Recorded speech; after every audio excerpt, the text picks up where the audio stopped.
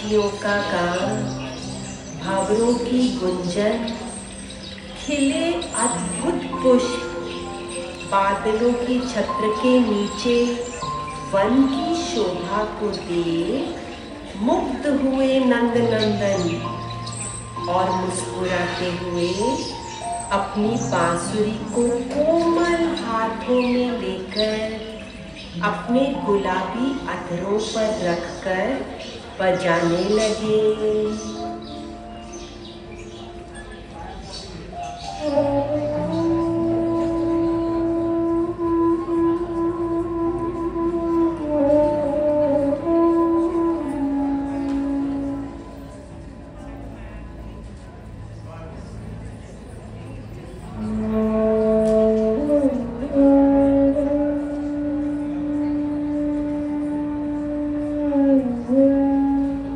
ब्रज ने पहली बार प्रभु की बांसुरी का आनंद पाया। उस क्षण सब कुछ थम सा गया। एकाएक मौन हुए पक्षी, भंवरे और पशु, यहाँ तक कि पवन भी हुई स्तब्ध। अचानक कहीं से एक मोर प्रकट हुआ और मुरली की मधुर ध्वनि पर पंख फैलाकर नाचने लगा। अहो आनंद!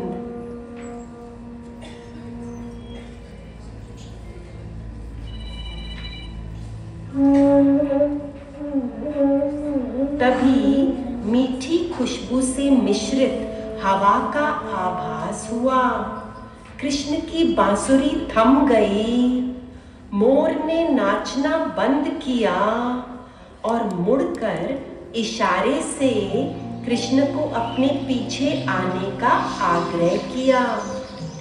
जहां से सुगंध आ रही थी उस ओर चले कृष्ण और एक सरोवर के घाट पे आ पहुंचे। वहां लाडली जो राधा रानी थी विराजीन। बिन सूरत देखे कृष्ण अपनी गौलोक संगिनी को पहचान गए। पास और पास आए और पीछे से हाथ रखा कृष्ण ने। स्पर्श से चौंकी और मुड़कर देखी राधा अपने श्याम को। दोनों के नयन मिले और मानो त्राटक लग गई दोनों में, जैसे नयन भी कह रहे हों, और पीने दो इस रूप सुधा को, प्यासे हैं, कितने समय बाद मिले हैं। उसी समय आकाश से फूलों की वर्षा होने लगी। इस जुगल जोड़ी के मिलन के लिए पूरे ब्रह्मांड को बेसब्री से इंतजार था। जानते थे कृष्ण कि गौलोक में श्री दामा के श्रापवश राधा को उनकी स्मृति न होगी। उस अटूट प्रेम की स्मृति न रहेगी। फिर भी उनका मन हुआ अपने प्रेम को आजमाने का। क्या बिन पहचाने राधा आज भी मुझसे प्रेम करेगी? पूछे श्री कृष्ण। ओ प्यारी, कौन हो तुम? कौन से गांव से हो? बताओ तो सुंदरी, कौन हो तुम? राधा को अपना मान ही नहीं रहा, जैसे सब भूल गई हो और बावरे से पूछते जा रहे कृष्ण। तुम बोलती क्यों नहीं? कुछ तो बोलो। क्या तुम बोल नहीं सकती? ऐसा कहते राधा के अधरों को छू लिए कृष्ण। स्पर्श से शर्मा गई राधा रानी और बोली, राधा नाम है मेरा। मैं यहाँ बरसाने के वृषभान जी की बेटी हूँ। नहीं देखा होगा तुमने, मैं कहीं आती जाती नहीं। पर मुझे ऐसा क्यों लग रहा है कि हम तुम्हें बहुत पहले से जानते हैं। अच्छा, तो तुम कौन हो? शायद मुझे याद आ जाए। बड़ी ठसक से बोले नाथ।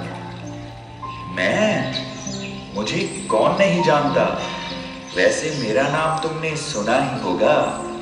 अच्छा, सब जानते हैं तुम्हारे बारे में? तुम इतने बड़े हो?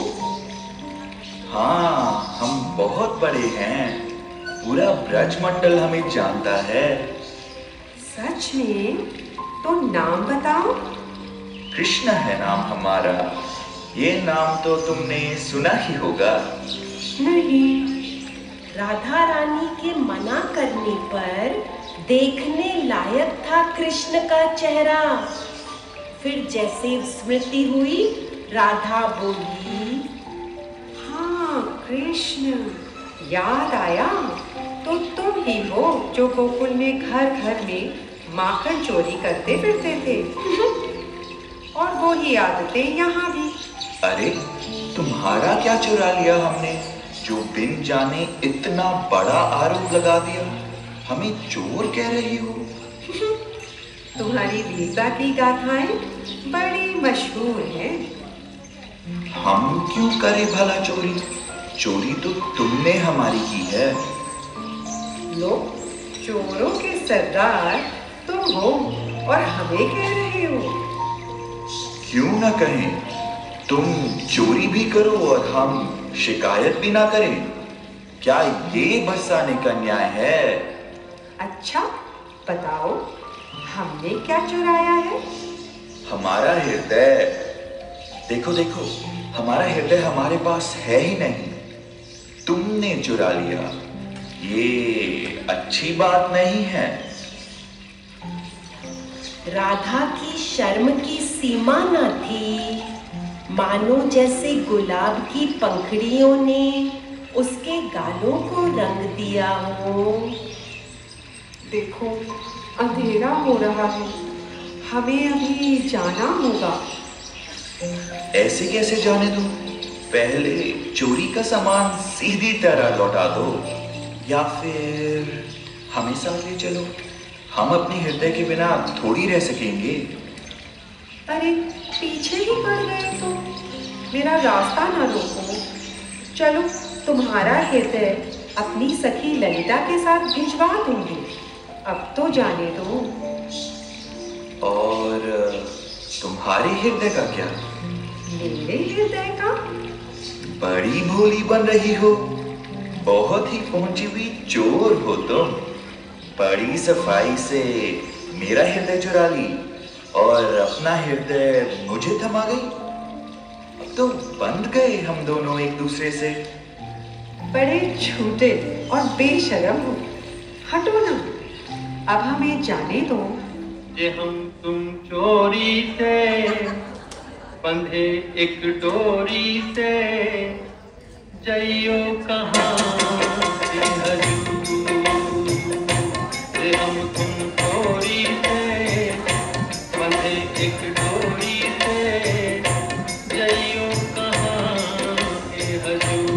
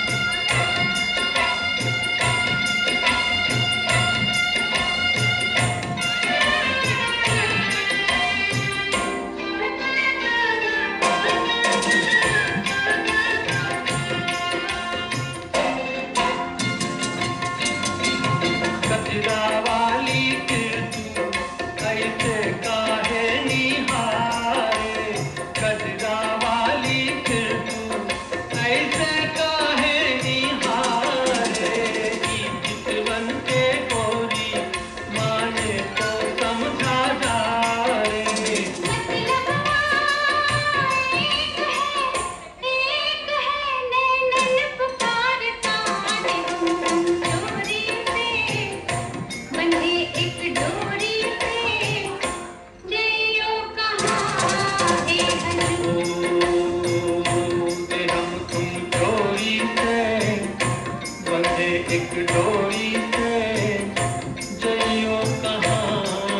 बेहजू।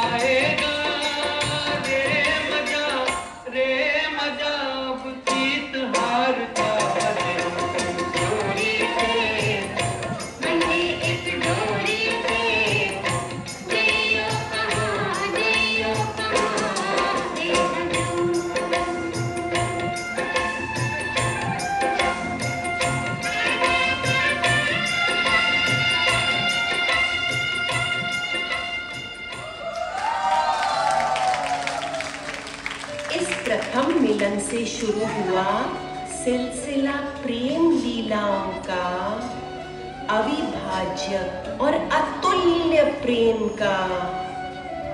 कृष्ण बस करे राधे राधे और श्री जी आनंद स्वरूप कृष्ण के बिना एक पल नहीं रह सकती। कृष्ण को सुख देने में ही बसे थे उनके प्राण। इस राधात्व भाव से ही उन्होंने अपने कृष्ण को पाया।